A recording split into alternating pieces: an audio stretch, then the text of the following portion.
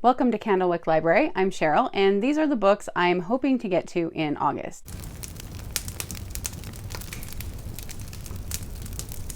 First, for the Read Your Bookshelf Challenge for the Maud vs. Doyle, the Maud side is Along the Shore, has water on the cover. I have two that are a choice for this that I'm not sure which one I'm going to get to. One is City Spies Mission Manhattan, because it looks to me like it's raining and you can see rain falling through the window. I also might read Agnes Grey by Anne Bronte for this.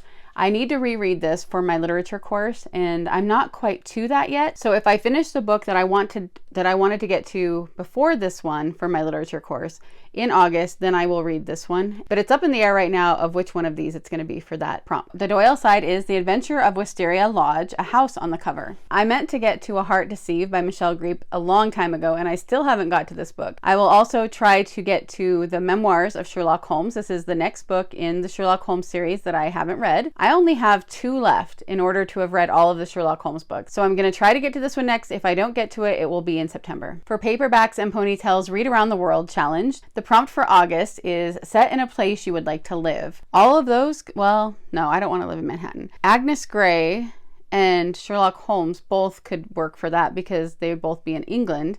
Heart Deceived, I'm not sure where that takes place. But for this, I am going to try to get to Wormwood Abbey. This has been recommended by so many people so many times, and it's not that big of a book, so I'm going to really try to get to this in August. And on the back it says, when a letter arrives from estranged relatives, Edith is swept away to a crumbling Gothic abbey in the wilds of Yorkshire. So definitely somewhere I would like to live. You know, I spent a couple of weeks in England, and I don't know if I would love living there as much as I think I would. But it definitely is on the list that if I could live anywhere in the world, it would be England or Prince Edward Island. The buzzword-a-thon for August is the word like, and I'm not sure if I'm going to do that. Originally, I thought I would read Peace Like a River in August for that prompt, but it's a pretty big book, and I'm not sure I'm in the mood for it right now.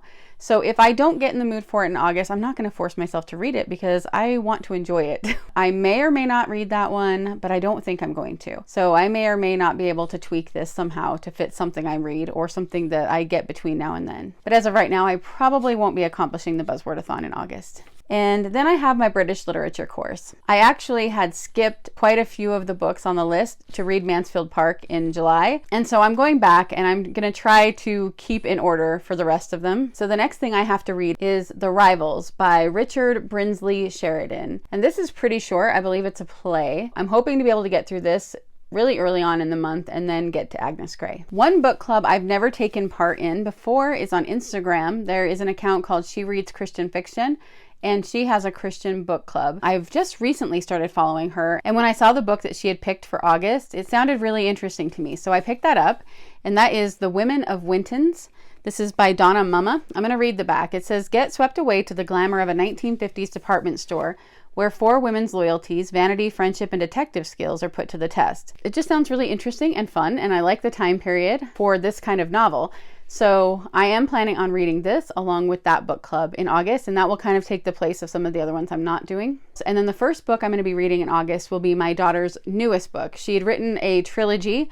Right now I've been rereading the first two, and the third one I will be getting to right at the beginning of August. The other books I'm hoping to get to would be the books I read in the morning that are my development type books. So I'm going to continue on with Joy in Christ's Presence by Charles Spurgeon. I was hoping to finish this in July, but I haven't yet. And then in August, as I'm gearing up for our next homeschool year, and yes, you heard that right, I know that I made a video about a new schedule for school, but there's been some changes there, and there will be a video coming up about that too. We're going to have all of August off from school. And usually during that time period every summer, I read a few homeschooling books. Every year I have a couple that I reread, and then I try to read new ones. And so I got Mere Motherhood and Beyond Mere Motherhood, both from Cindy Rollins.